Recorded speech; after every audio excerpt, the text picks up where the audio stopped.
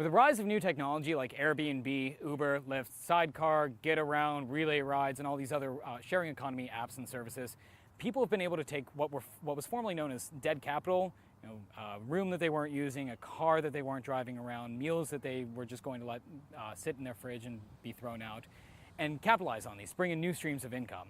These new streams of income help them better themselves, their families, their communities, and these options provide new opportunities to consumers. Rather than me, for example, having to rent out a $200 a night room in downtown Austin, I can get a $40 a night Airstream trailer on Airbnb. Rather than take a $50 cab ride to the airport, I can take a $30 Uber ride to the airport. Everybody wins, me as a consumer and the person providing the service. Yet local and state governments have made it very, very difficult for people to participate in the sharing economy. They've either made it blatantly illegal to actually be an Uber driver or a Lyft driver or to rent out your home on Airbnb, or they've put so many regulations in place that it's essentially de facto illegal. Mayor Bill de Blasio in New York City, for example, has a proposal going forward that would issue a certain number of new certificates for drivers every year in the city to be Uber drivers. The issue with this is that Uber has reported that they're issuing just as many citations for what de Blasio wants to issue in 1 year in 1 week. It would essentially make the service impossible to use in the city. And of course, who's behind this? The taxi industry is behind this.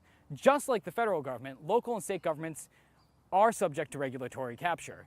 They do have incentive to act with the people who are lobbying them. So they're lobbied by hotel chains, by taxi companies, by airlines, all these different established industries that have a very strong incentive not to be upended by plucky upstarts, like Uber, like Lyft, like companies that want to be the Uber of airlines.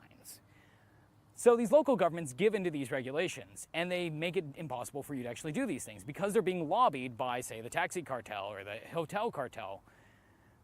The interesting thing about all these companies, like Uber, like Lyft, like Airbnb, is that they're still able to operate even though they're technically illegal in a lot of places. Uber just tells their drivers, keep driving, we'll pay for all your lawyer fees. Airbnb just keeps operating. Why is this?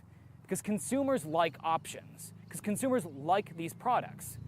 In order for us to actually cultivate an environment that has more and more things in the sharing economy, like Airbnb and Uber and Lyft, what we need to do is we need to cultivate a culture of entrepreneurship, a culture that appreciates what is essentially, at its core, civil disobedience against regulations. So to upend these governmental regulations, we just have to ignore them.